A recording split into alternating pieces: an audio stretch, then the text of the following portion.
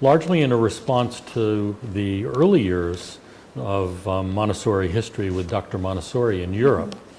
And when she brought Montessori to the United States, there was very early on a feeling that Montessori needed to be different in the US, essentially culturally relevant, that would be very different than they had known Montessori in Europe.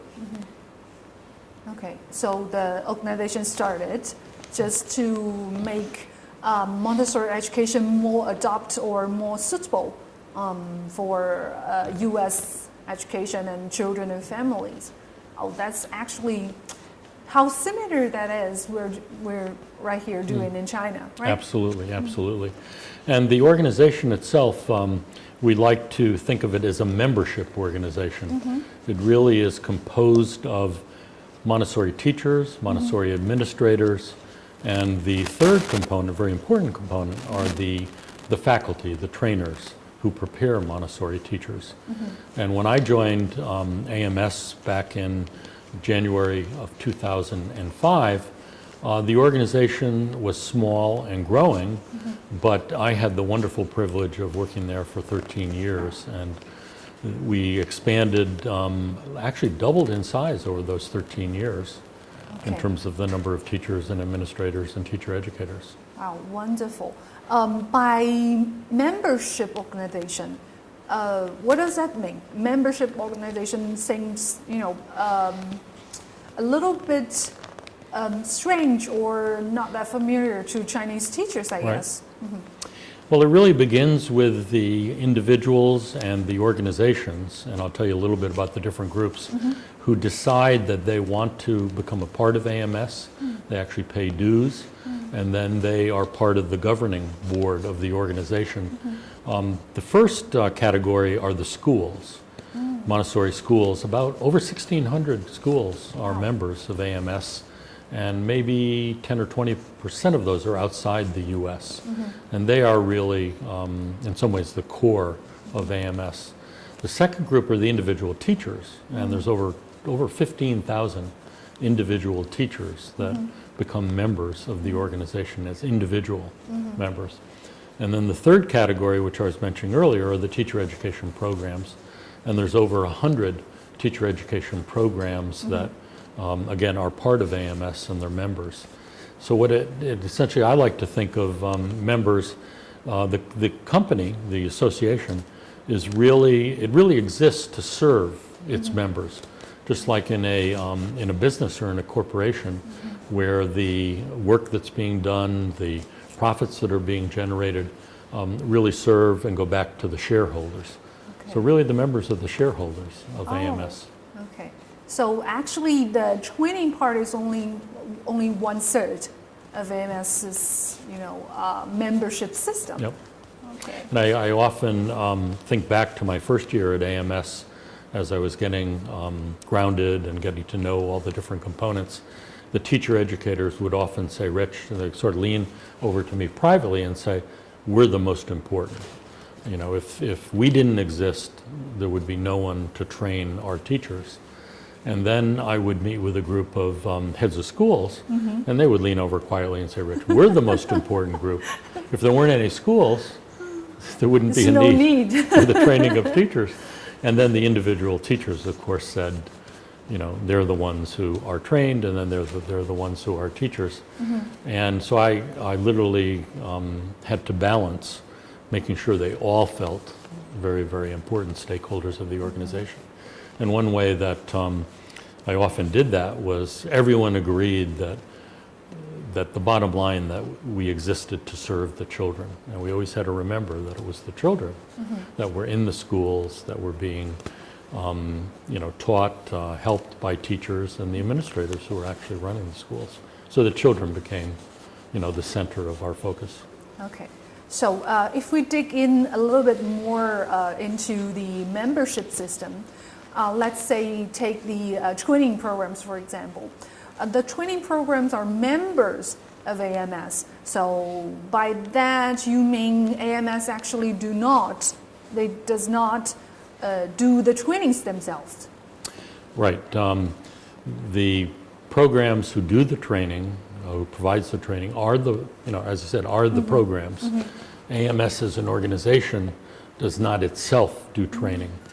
And there's also a very, very special relationship. Again, it goes back to quality, that if you wanted to create a training program, you would obviously want to be affiliated with AMS and accredited by MACD. And MACD is the organization that the U.S. Department of Education actually supports to underwrite the accredited programs. So the membership is more than just writing a check. It's that anyone who wants to start a training program has to go through a very, very rigorous application process to be approved as, again, affiliated by AMS and accredited by MACD. So it's a very high standard, and it is the way that AMS maintains quality, because those programs have to renew their accreditation and affiliation. Okay. I'm glad that you brought this MACD problem here. I think a lot of Chinese teachers, they just don't understand. They know AMS very well. They probably haven't heard of MACD, and even with the twinning, they graduated from, let's say, MTI here. They don't know that they actually have two certificates, one from AMS and one from MACD. So could you speak a little bit more about that? Definitely, and the one from an AMS perspective that we believe was the most important is the credential. So if you were a student, an adult learner in a teacher education program affiliated by AMS, accredited by MACD, when you finish your 2-year program, both your classwork and then your practicum, you would graduate and you would receive an AMS credential. And it's like, finishing a college degree, getting a BA degree or whatever the specialty is. And that credential then is, it's like a passport that opens doors when you go and apply for a position around the world. As soon as you're able to say, I have an AMS credential, that usually, very quickly, a school will say, wow, you're quality, because you've gone through the very, very rigorous training program. And every so many years you have to, I guess I would say, renew your credential, in the sense of you have to show that you've had ongoing professional development to keep that, that credential current. But it's a very, very, very important status to say you have that AMS teacher credential. Okay. Okay. My second question is, you have been working as the CEO of AMS for many years. What does this job look like? Could you describe the job for us? What did you do as a CEO at AMS? I believe it's at New York City, right? Yes, the headquarters are in New York City. And again, I was, the fall of 2004, I applied for the position and fortunately ended up being selected to become the next executive director of AMS, and I started in January of 2005.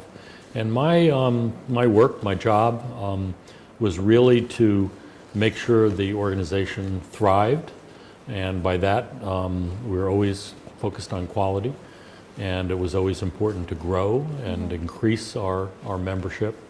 One of the, I'll give you a couple examples of services that I felt were very, very special. One is our annual conference at AMS, that every year, usually in March, AMS would bring together, when I started it was over 2,000 educators, now it's over 4,000. Wow. Many from the US, but also a growing number from outside the US, including China.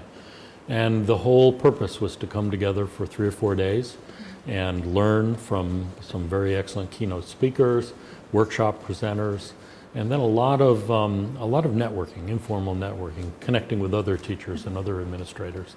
And so the event, the annual conference, became really a celebration, but a professional development opportunity. And I found that the conference, not only was I very proud of it, but it also was a way to really, really feel and see and experience AMS, bringing those people together that usually we only had contact with via email and telephone, but bring them together in a hotel for 3 or 4 days, very little sleep happened. People worked hard during the day and partied into the evening, but it was very much of a community building experience. A second very important service of AMS is the magazine. It's a journal called Montessori Life. Yeah, Montessori that Life. is published 4 times a year. And it's, again, a collection of articles about where the field is going, some very serious overviews of recent research findings, and just a lot of other information that would be of interest primarily to teachers and administrators. But there were also a number of parents that do read Montessori Life. So it was really seen as a multi-purpose communication vehicle, extremely high quality, wonderful photos, wonderful messages. And I had the personal privilege of writing a column as the executive director every 4 times a year over the 13 years I was there. And it was always, I should say fun, but it was challenging to kind of sit back and reflect on what I thought was important to share about the vision of AMS. And more importantly to me was what I like to refer to as the global Montessori movement, where it's going and what challenges we're facing. So it was difficult to write the column, but once I finished it, then I was really happy and had another 3 months before I had to think about the next one. Okay. So you do the conference and you do a magazine, and I believe there are a lot of like daily administrative works, but it sounds fun. Yeah, and it was a leadership position, it was a management position, it was my staff when I joined AMS was 15 individuals.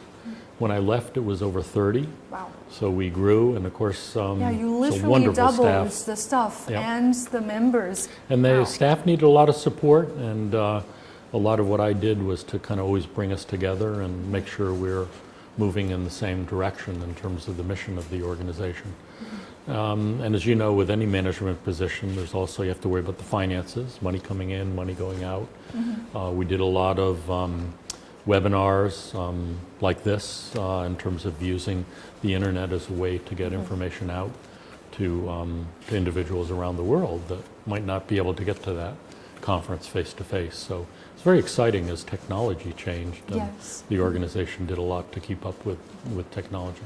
So what do you think is the worst and the best part of your work with AMS? So it's easier to talk about the best because it was literally the best position, best job I've ever had in my entire education career. And when I reflect on why I thought it was so special, it starts with the mission of Montessori, the passion of Montessori that I felt, and of course everyone I was working with, there was that spirit, that commitment to quality and to improving Montessori education. So we had a common purpose that kept us all focused. Number 2, I had a great staff and a great board of directors that I reported to. So I worked with a wonderful group of individuals that, I just have a lot of very special memories about the dedication and the commitment of those individuals. And so those are kind of the positive things. I'm not sure I would say the worst, but the challenging part is it was a 24/7 position. It was 7 days a week, and we were always doing something and always getting emails and always connecting with people. So it never stopped. It was a very demanding position, but through that work, it was very rewarding. So those would be the things that come to mind when I reflect back on how special it was to be in that service position. It's more like a teacher's job, right? It's a duty call. You need to have that spirit to hang in there. It's heavy workload, but it's meaningful. Yeah, and that's a great parallel. A teacher working in a classroom, some days you just feel the excitement of the children. You feel how much you're serving and helping. And other days, maybe there's some challenges. You go home a little bit frustrated. Well, the same was true with AMS. Not every day was a high, but most of the time we were always feeling that we were doing things that we were appreciated for. So it's a mission-driven organization. This is the way I like to describe the American Montessori Society. Okay. Before AMS, have you had any experience with Montessori education? Very little. Most of my career was with school reform, education policy, education research. A lot of what I was very excited about were what I felt were some really important approaches to effective education. And we used phrases like action learning, cooperative learning, experiential learning. A lot of the things that when I then started to learn more about Montessori education, I realized that's what Montessori also was all about. So it was very compatible in terms of what I've always felt are the most effective ways of teaching children. A lot of my early career was focused more on colleges and universities and then high schools. So AMS brought me into the whole realm of elementary education and then early childhood, preschool, and then infant and toddlers. So that entire range of working with children and youth at all ages is something that I've been very excited about contributing to. Okay, so let's focus on Chinese teachers right now. You've been in China since 2014? Is that the first time you came to China? Yeah, I'm trying to remember the first year. I do remember it was the year that the expo was in Shanghai. Oh. And I was before, well, it was during that month of August. There was a very exciting Montessori Asia conference in Seoul, South Korea, that I was privileged to attend. And then we left Seoul and went to Hong Kong for a long weekend. We're part of an opening of a very special Montessori school called Infinity Children's School. Daisy and Ralph, right? Yes, yes. And then we went up to Shanghai. We're part of another opening of a school and then visited the expo. So that was really my first introduction. But a weekend in Hong Kong and a weekend in Shanghai, you don't really have enough time. So then I've had wonderful opportunities to come back now, maybe 7 times to, clearly a number of times to Beijing, to Shanghai, Chengdu. I've yet to really travel to the smaller and more rural parts of China, so I'm looking forward to doing that. But every time I come to China, I realize I've learned so much and I'm eager to come back and to really do everything I can to follow the growth of Montessori. As you, I'm sure, know, Montessori is expanding. I often say exploding in China. And I believe it's growing dramatically more than any other country in the world. And that's both good, but it's also a challenge because there's so much happening, and not all of what's happening under the name of Montessori is really high quality. Yeah. So there's a real need for more teacher training, more support for administrators, support for teachers. But because of the number of families that are selecting Montessori education for their child, their children, just the more opportunity there is for growth. And as you know, the main focus here in China has been really with kindergartens, with early childhood. Yeah. Some interest in infant and toddler, and that's growing. And then some of the international schools especially are doing things with elementary and eventually, including the Wisdom International Education Group, with middle schools and high schools. We're really, really excited about helping to support that growth. Speaking of challenge, I know that you have been a part of the standard system, which has been announced by the Chinese Society of Education. Could you say something about that? Yeah, that was a project that about 6 years ago, the Chinese Society of Education, CSE, reached out with the help of Wisdom, but they reached out to AMS and they said, you have standards for accredited schools, and they've been around for a while, they've been tested, and rather than like start from scratch in China, we at AMS were asked to help bring our standards and help to adapt them to the Chinese culture and really come up with a set of school accreditation standards for kindergartens that would be Chinese, that they would be theirs, they would own. But the beauty was that we were able to say that we helped contribute to that project.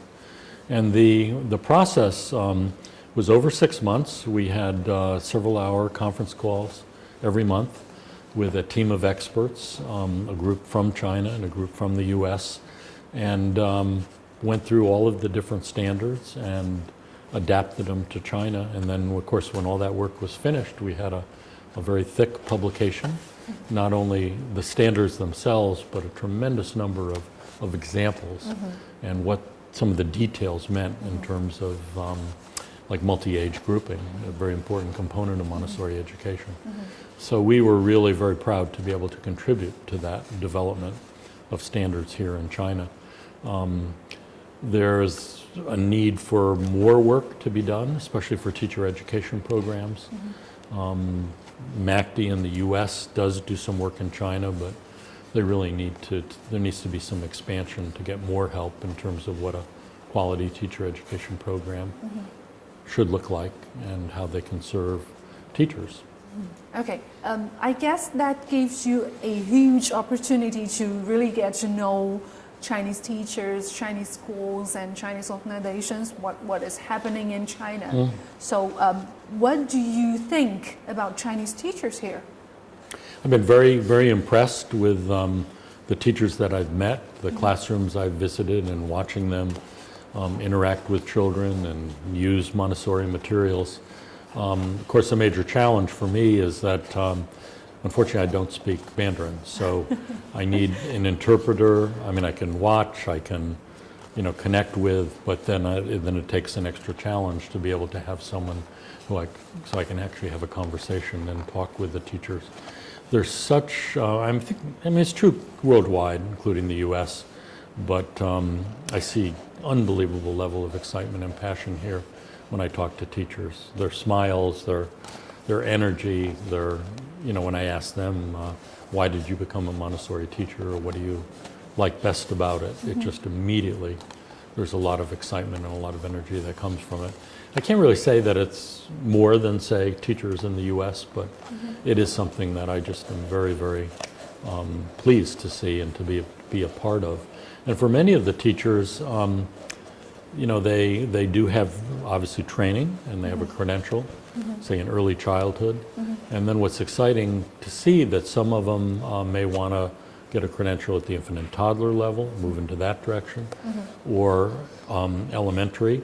And it's also interesting to see a number of the teachers who then aspire to become an administrator in a school and to get additional professional development and training so that they can move. They're a little bit hesitant to move out of the classroom, but they're also excited to be in a position of leadership and to work in a school.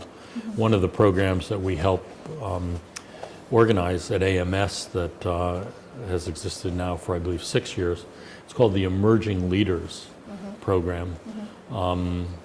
Emerging Leaders Fellows, quaintly known as ELFs. And these are mostly teachers, but administrators who really would like to be a head of school, a principal at a school. And over a 2-year opportunity of professional development, they then, with a mentor, have an opportunity to really develop the knowledge, the skills, the experiences to ideally move into a position of leadership in a school. And that's exciting to see. And we'd like to see something like that happen in China. Because it's really very important for a kindergarten to have a good principal, right? Know Montessori education, understand Montessori teachers, and really care about the children. And it takes, I think it's a very good idea for a teacher to gradually being trained and practice and become an administrator, like an academic leader. That would be wonderful. There's a number of principals, as I'm sure you know, that have run schools, and they have great management skills, leadership skills, and they can come into a Montessori school and be very, very productive. What they lack and they need is the Montessori philosophy and really understanding the curriculum and the principles of instruction with Montessori. So for a teacher who has taught in the classroom, has the teacher credentials, they then need maybe more of the management and the leadership development. So the ideal principal becomes one who has both of those sets of experiences. Montessori and leadership. Absolutely, absolutely. And they go hand in hand, as you well know. And then as I've often experienced with adults, it's one thing to be a leader and a manager. It's another thing to actually use the principles of Montessori. And so we often say, just like working with children and learning by observing, adults need to Yes. practice the Montessori approach. And that can really be a challenge for some adults because they themselves may have gone to schools as a youngster that have been very traditional. So it's really, really exciting when you can see that Montessori philosophy actually being practiced in a leadership role in a school. Okay. For your rich experience with Montessori education in U.S. and you also been a huge part of what's happening of the standards creating in China, what do you think is the difference between the Montessori developments in U.S. and in China? Well, the first thing that comes to mind is really the challenge of the growth and the opportunity. There are so many investors, there are so many companies here that are saying, we want to create Montessori schools. You mean like in U.S. or in China? In China. Okay. And that happens sometimes in the U.S., but not that often. Very frequently in the U.S., individuals, adults who themselves were Montessori teachers want to start a school. So they come into creating a school and managing a school from a real grounding in Montessori. And they're much more likely then to understand what quality means and the importance of accreditation. In China, because of the tremendous amount of interest, sometimes there are companies and investors that will start schools and they really don't understand as much as we would hope they would about what a classroom, a Montessori classroom, and the importance of trained teachers needs to look like. So again, the positive is the growth, the potential for expansion, but the negative aspect of that is that there really needs to be a lot of attention to making sure that what happens with Montessori goes back to the essential components. To a large extent, from my perspective, it's a part of branding. That is something that happens a lot in the private sector. If I have a product that I'm producing and selling, I will thrive as long as I maintain the quality of my brand. And people will then look for that brand. I believe there's a real parallel in a similar way with Montessori. So we have to find ways it's a combination of maintaining the quality of the brand, and then it's also important to market and to get more parents. To find the balance. To find a balance between the two. And if there's too many Montessori schools that aren't Montessori, then that's going to take away from the quality of the brand. So I'm very optimistic that that challenge can be faced. And again, it comes back to a lot of the things I talked about earlier, having a system for accrediting kindergartens and schools, having a system for quality teacher education programs, professional development. Yeah. So it's like a cycle that one feeds into and supports the other. One other aspect that you may be aware of, in the year 2020, we will be celebrating the anniversary of the 150th anniversary of the birth of Dr. Maria Montessori in a small town in the eastern part of Italy called Chiaravalli. And it's just, I've been there several times. I've visited the apartment where she was brought up. It's actually right now over a pizza parlor. And they're going to be expanding the apartment into more of a museum. And our dream is to, especially in Chiaravalli, but have a big party, August 31st, 2020, to really be able to say, in a way, this is where it all started with her birth.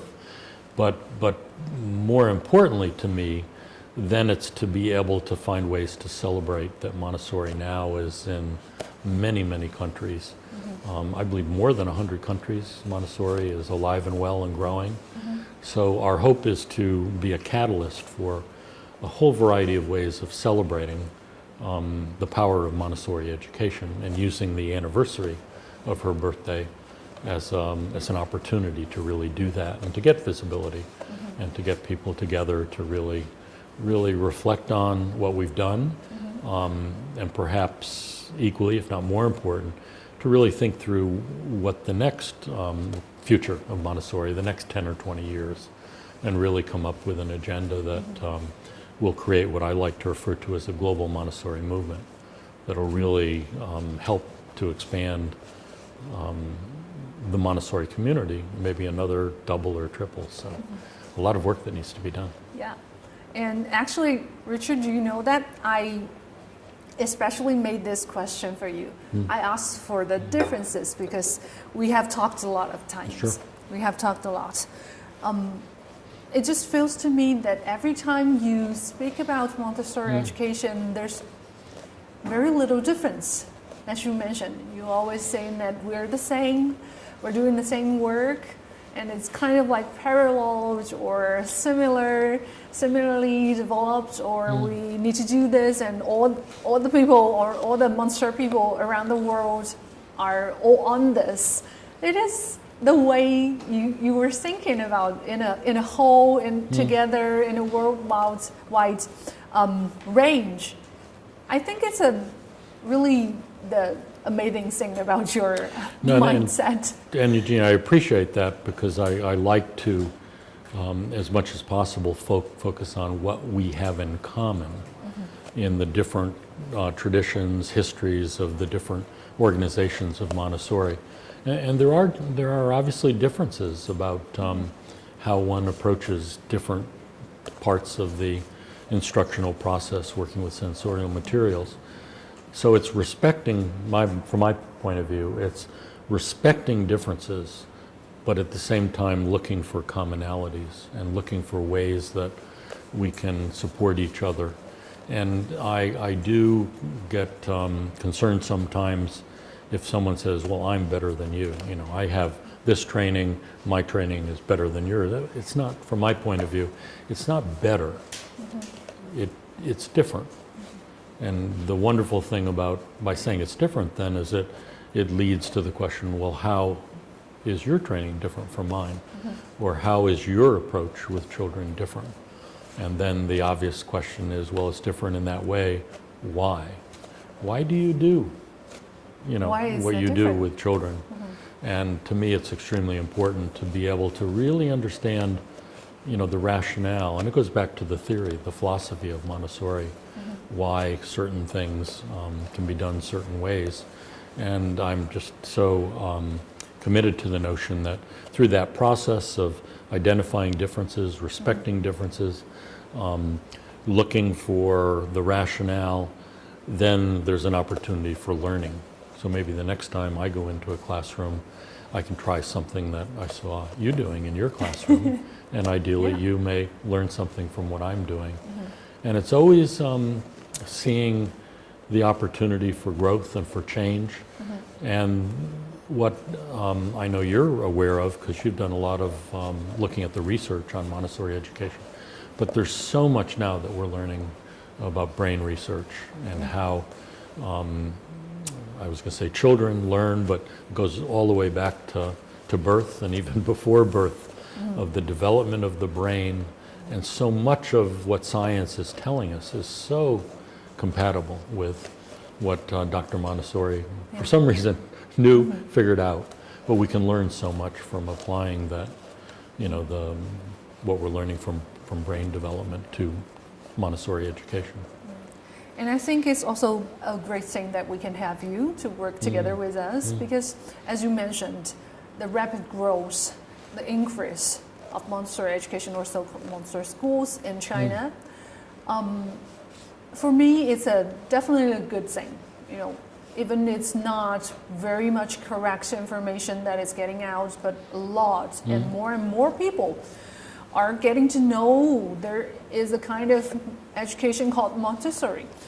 And what we have to do, what Wisdom's vision is to, just stand there, hold up the level of standards, we do our own things, and we keep our high quality of schools and teacher trainings and our own teachers' professional developments.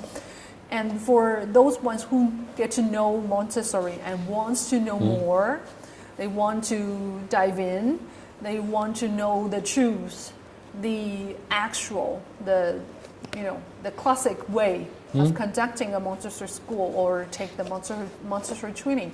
We will be here like for another 10 years, a resource, another 20 years. An opportunity. Yes, for experts Absolutely. like you, like Jane. Yep. We could be the platform for them to really get to know that this is really wonderful things happening out there. No, you've said it very eloquently, and it's such a. I keep going back to it's a mission. It's a mission that anyone who's connected to Montessori. I mean, we start with teachers and administrators, teacher educators, but what we often find is that then the children, as they grow older and consider their own careers, sometimes go into becoming a Montessori teacher. So it really is building a generation, a future generation of leaders for Montessori. Yeah. And Even they don't become a Montessori teacher, but they took like high quality Montessori education that they love, they grow up and they will know that Montessori is a good thing. Yep. And so so often I find that the more I've been reading, and especially it's in the the discussion in the public arena in the US and China and other countries, artificial intelligence, the use of robotics and all the things that technology is generating. And then the question becomes, I mean, when I went to school and was brought up, it was like, what was my major going to be? What was I going to train in, for my career, my job? Now it's like we don't really even know what the future careers are going to look like. And the beauty of Montessori, from my experience, is it really helps children to learn how to learn, kind of lifelong learning skills. It helps them to understand what it means to be a member of a community, of a society, the whole citizenship, and I love to talk about global citizenship. And then their work, their, quote, jobs that, will generate paychecks for supporting their family.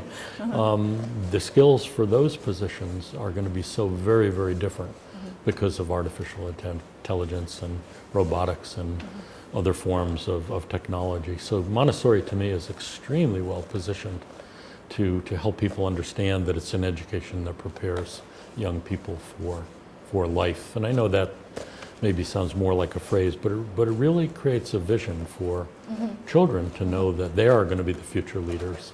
And it also helps really build self-confidence that they are going to be the ones who are going to find the answers to things that we're just, discovering right now. So we're actually doing a work, or I don't want to say a job, it's really a work that will influence or, to change a lot of things in the future. Maybe in a way that we cannot see, but it's happening, as you can see it, right now? Yeah, and I often think of the word purpose, that the work that I've done, the work that you do in your career, and it's not just the world of work, but it's family life and being part of a community. It really gives purpose, and purpose to an individual, from my perspective, gives meaning. So it's not just the paycheck I earn or the recognition, but it really gives purpose. That, and especially with Montessori, the service to helping young people prepare for the future. So, to me, it's just really important for young people to understand, that the importance of their education for bringing purpose to themselves and to the future. And I also think it's important for the teachers who are working all day in the classroom to understand the daily work that we're doing right now actually is part of a very big picture. And I'm sure you've been part of opportunities where former students, alumni come back to the school, and then they remember, their teachers, and but then you see the fruits of the result of that education, what it means for those young adults, or in some cases even adults. So it's very rewarding when we can experience that. And it's also very proud of IMTI, I think, to be able to provide that kind of plenty of experience.